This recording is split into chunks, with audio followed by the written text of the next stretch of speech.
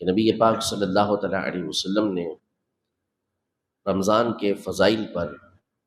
ایک بہت تفصیل کے ساتھ حدیث بیان کی، اور اس میں یہ ارشاد فرمایا کہ فَاسْتَكْثِرُوا فِيهِ 4 خِصَالٍ، کہ رمضان کے اندر 4 باتوں کی کثرت اختیار کرو، 4 باتیں یہ بکثرت ان کا ذکر کرو، ان 4 عادتوں کو اختیار کر لو۔ ارشاد فرمایا کہ خصلتین ترضون بہما ربکم، ان میں سے 2 باتیں ایسی ہیں کہ جن کے ذریعے تم اپنے رب کو راضی کرتے ہو۔ رب کو راضی کرنے والی اس میں سے 2 باتیں ہیں، اور فرمایا کہ خصلتین لا غنا بہما عنکم، کہ 2 باتیں اس میں سے ایسی ہیں کہ تمہیں اس کے بغیر کوئی چارہ نہیں، یعنی یہ کرے بغیر تمہیں چارہ نہیں، کرنا ہی کرنا ہے۔ یہ 4 باتوں کا حکم ارشاد فرمایا۔ پہلی بات ارشاد فرمائی کہ وہ 2 چیزیں جن کے ذریعے تم اپنے رب کو راضی کرو گے، تو فشہادۃ لا الہ الا اللہ، یعنی کلمہ طیبہ کا پڑھنا۔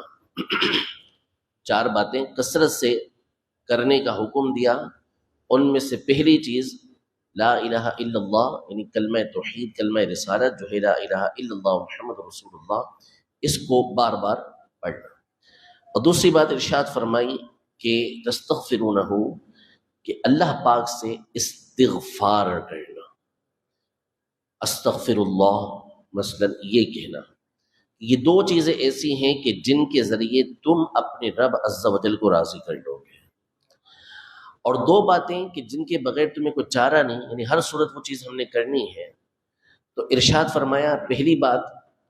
کہ تم اللہ تبارک و تعالی سے جنت کا سوال کرو، جنت کا سوال کرو یہ، اور دوسری تم اللہ تعالی سے جہنم سے پناہ مانگو، اللہ تعالیٰ کی جہنم سے پناہ مانگو۔ اب رمضان مبارک الحمدللہ شروع ہو چکا ہے، پہلا ہی روزہ ہے، نیت کر لیں کہ انشاءاللہ تبارک و تعالیٰ یہ 4 کام رمضان کے اندر کثرت کے ساتھ کریں گے۔ یہ ساری چیزیں وہ ہیں کہ دیگر حدیثوں کے اندر اس کی بڑی فضیلت بیان ہوئی ہے۔ مثال کے طور پہ لا الہ الا اللہ کہنا،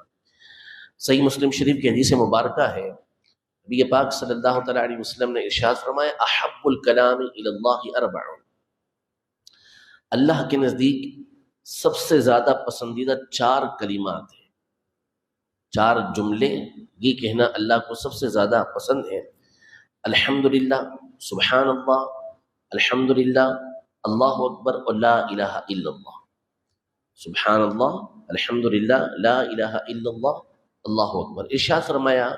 فَبِأَيَّتِهِنَّ بَدَأْتَ، کہ جس سے چاہے تو ابتدا کر، یعنی پہلے الحمدللہ کہہ لے، سبحان اللہ کہہ لے، لا الہ الا اللہ کہہ لے، یا اللہ اکبر کے پہلے کچھ بھی کہے، کسی سے بھی ابتدا کر۔ ان 4 کلمات کے بارے میں فرمایا کہ یہ سب سے زیادہ اللہ تعالیٰ کو پسند ہے۔ اور نبی پاک صلی اللہ علیہ وسلم نے اپنا عمل یہ ارشاد فرمایا، یہ بھی صحیح حدیث مبارکہ ہے، کہ دنیا میں جو کچھ ہے جس پر سورج طلوع ہوتا ہے، اس سے زیادہ مجھے یہ پسند ہے کہ میں یہ اللہ کی بارگاہ میں کہوں الحمدللہ، سبحان اللہ، اللہ اکبر، لا الہ الا اللہ۔ یعنی دنیا کی ہر چیز سے پیاری بات یہ ہے کہ اللہ کی بارگاہ میں ان 4 کلمات کو کہوں۔ تو یہ لا الہ الا اللہ کہنا یہ بہت فضیلت کا باعث ہے، اور اس کے اور فضائل اپنی جگہ پر، ساتھ ہی ساتھ یہ ہوتا ہے کہ جنت میں اس کے ذریعے سے بندے کے لیے درخت بھی لگا دیا جاتا ہے۔ اور استغفار، یعنی اس استغفار کا مطلب ہوتا ہے اللہ تبارک و تعالیٰ سے معافی مانگنا، کہ یا اللہ میری مغفرت فرما، میرے گناہوں کو معاف فرما۔ اور یہ بھی وہ عمل ہے کہ اس کا کم سے کم بندے کو فائدہ یہ حاصل ہوتا ہے کہ اس سے بندے کے غم دور ہو جاتے ہیں، پریشانیاں بندے کی دور ہو جاتی ہیں۔ اور نبی پاک صلی اللہ تعالیٰ علیہ وسلم کا معمول تھا کہ 70 مرتبہ اور بعض اوقات 100 سے زیادہ اللہ کی بارگاہ میں استغفار کرو، حالانکہ آپ گناہوں سے پاک تھے۔ یہ دعا کرتے تھے اس لیے تاکہ اللہ کی بارگاہ میں آپ کے درجات بلند ہوں، استغفار کرتے تھے تاکہ درجات بلند ہوں، اور آپ کی امت کو اس سے تعلیم ملے، ان کو سیکھنے کو ملے کہ وہ بھی استغفار کی کثرت کریں، اللہ سے معافی مانگتے رہیں، معافی مانگتے رہیں۔ یہ نبی پاک صلی اللہ تعالیٰ علیہ وسلم کا طریقہ کار تھا۔ جنت کا سوال کرنا، ہم اللہ پاک کی بارگاہ میں دعا تو کرتے ہیں، بکثرت دعائیں کرتے ہیں، لیکن عمومی طور پر ہماری دعائیں جو ہے وہ دنیا سے تعلق رکھتی ہیں، جبکہ نبی پاک صلی اللہ تعالیٰ علیہ وسلم نے حدیثوں کے اندر جگہ جگہ دعا مانگنے کا اور دعا کے ساتھ جنت کی دعا مانگنے کا حکم ارشاد، بلکہ یہاں تک ارشاد فرمایا کہ جب تم اللہ سے جنت کا سوال کرو تو فردوس کا سوال کرو کہ اللہ پاک جنت الفردوس ہمیں عطا فرمائے۔ اور باقاعدہ اس کے اوپر وعید کی گئی اور ڈانٹا گیا،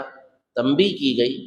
کہ بندہ نماز پڑھنے کے بعد اللہ پاک سے جنت کی طلب نہ کرے، جنت کا سوال نہ کرے کہ اللہ مجھے جنت عطا فرما اور مجھے جہنم سے پناہ عطا فرما۔ یہ نبی پاک صلی اللہ تعالیٰ علیہ وسلم کے معمولات میں سے تھا۔ تو اس مہینے کے اندر